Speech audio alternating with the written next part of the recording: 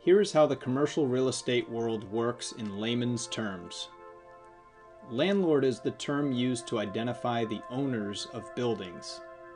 Buildings are investments for them, and returns on those investments depend on revenue streams generated by those buildings. Rents are the only real means of generating revenue in commercial buildings. Commercial tenants are effectively the landlord's customers.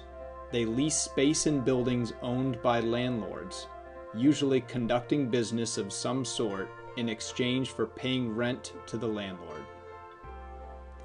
Suffice to say that empty space in buildings does not yield any rent. Landlords need to somehow advertise or market available space to the world, letting everyone know why their building is great.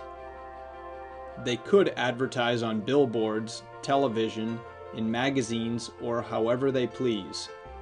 Most landlords instead choose to market their vacant space within the brokerage community by offering commissions to real estate brokers. There are two kinds of brokers in most real estate transactions: listing brokers, also known as selling brokers, and procuring brokers, also known as tenant brokers. Listing brokers work for landlords, procuring brokers work for the tenant.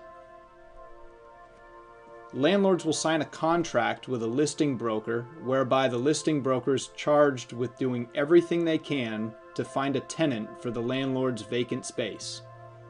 Listing brokers will promote all the best things about the space via listing services, websites, flyers, and otherwise.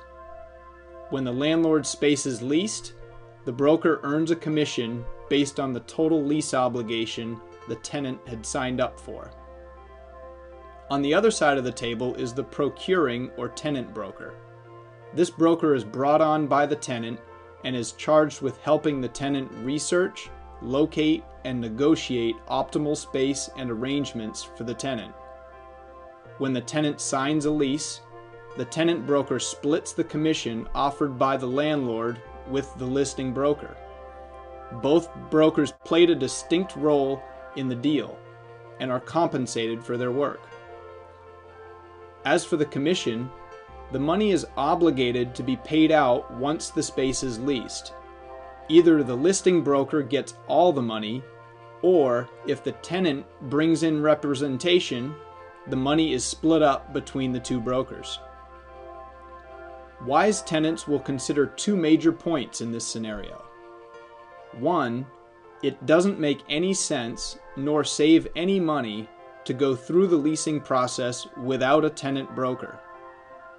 Two, and perhaps more importantly, in choosing a tenant broker, the tenant must be certain that the broker does not have listing agreements with landlords. Those brokers cannot completely represent the interests of tenants if their contractual responsibility is with landlords.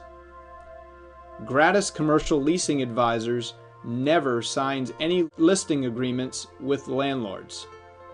We are in a position to advise you objectively without bias or favoritism. While we would be happy to discuss earning your business, if you don't hire gratis, please strongly consider hiring an exclusively tenant representation firm.